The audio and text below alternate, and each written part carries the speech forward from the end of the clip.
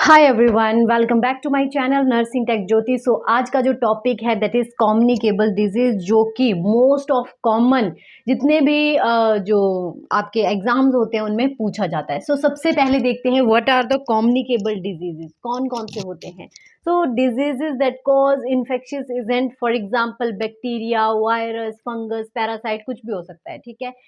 Spread from person to person और animal to human, मतलब एक आदमी से दूसरे में भी जा सकता है या किसी जानवर से ह्यूमन बीइंग में भी आ सकता है। Transmission through air, water, vector और कांटेक्ट, और इनका जो ट्रांसमिशन है वो इनके जरिए हो सकता है, एयर के थ्रू, वाटर के थ्रू, वेक्टर के थ्रू या फिर कांटेक्ट के through.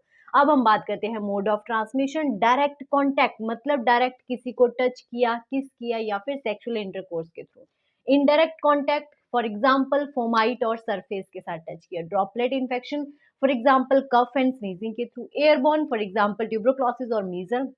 वेक्टरबॉर्न mosquito, for example malaria और जो डेंगू होते हैं। और फीको ओरल रूट, जिसमें कंटामिनेटेड वाटर या कंटामिनेटेड फूड को इंजेस्ट करने से होता है, for example hepatitis A and cholera.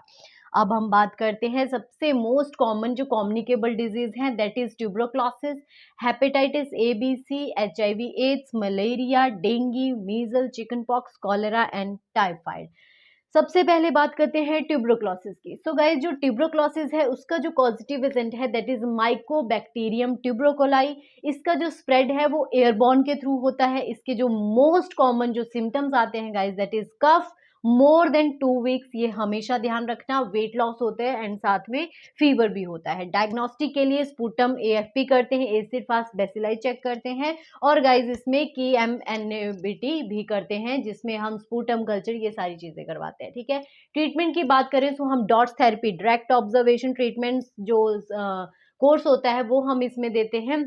और प्रिवेंशन की बात करें गाइस, तो ऑफ कोर्स BCG जो एट बर्थ लगाई जाती है वो क्यों लगाई जाती है, ताकि जो ट्यूबरक्लोसिस है उससे बेबी को बचाया जा सके।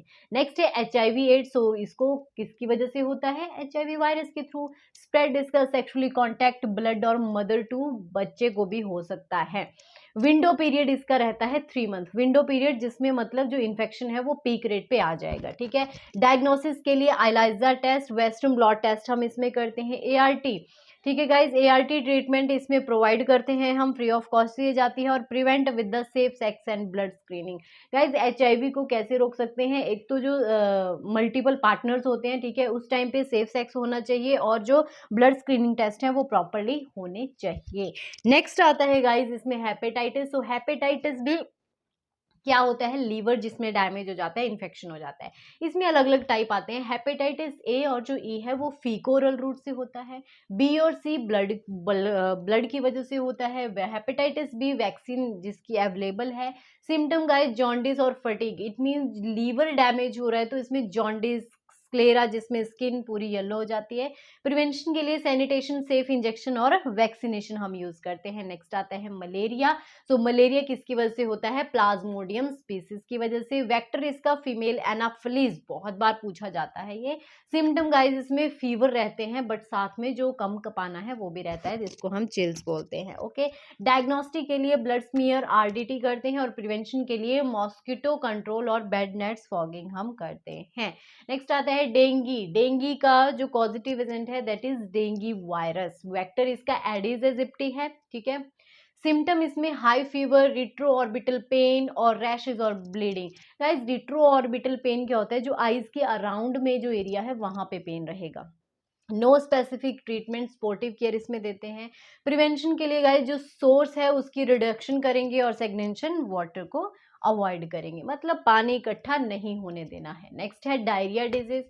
सो डायरिया कंटामिनेटेड फूड और वाटर से फैलता है। इसमें कॉलेरा जो कि जिसमें वाटरी डायरिया, डिहाइड्रेशन देखने को मिलता है। टाइफाइड जिसमें फीवर, एब्डोमिनल पेन होती है। और प्रिवेंशन के लिए ORS थेरेपी हम इसमें देते हैं। हाइजीन, हैंड वॉशिंग और वैक्सीन इसमें एप्लीकेबल होती हैं। नेशनल प्रोग्राम्स, ये सारे प्रोग्राम इनके लिए चलाए गए हैं, नाम आप देख लेना, ठीक है। अलग से टॉपिक कराऊंगी उसमें इनके नाम और पूरी डिटेल में आपको पढ़ा दूंगी। लेवल ऑफ प्रिवेंशन में सबको पता है, प्राइमरी, सेकेंडरी, टर्शरी हम यूज करते हैं। प्राइमरी में गर्ल्स वैक्सीनेशन और सैनिटेशन पे फोकस करेंगे।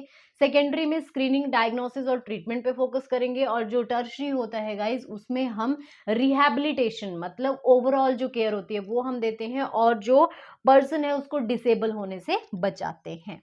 अब आती है important vaccine. So guys, BCG किसके लिए दी जाती है? ट्यूबरक्लोसिस के लिए। हेपेटाइटिस बी के लिए।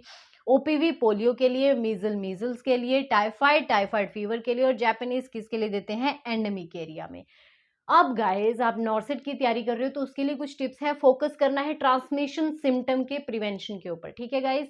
जितने भी जो एमसीक्यूज प्रीवियसली पूछे गए हैं वो किससे पूछे गए हैं? जो ट्रांसमिशन है, मोड ऑफ ट्रांसमिशन क्या है, उसके मेजर सिम्टम क्या है, और प्रिवेंशन के लिए क्या यूज करते हैं। नेक्स्ट है, लर्न करने हैं आपने वैक्सीन और शेड्यूल। गाइस, इम्यूनाइजेशन शेड्यूल की वीडियोज अगर आपने नहीं देखी है तो नर्सिंग टेक ज्योति पे जाके आप उसको चेक कर लो, ठीक है। स्टडी करने हैं नेशनल हेल्थ प्रोग्राम, क्योंकि गाइज नेशनल हेल्थ प्रोग्राम की जो डेट्स होती हैं उनसे क्वेश्चन आता है।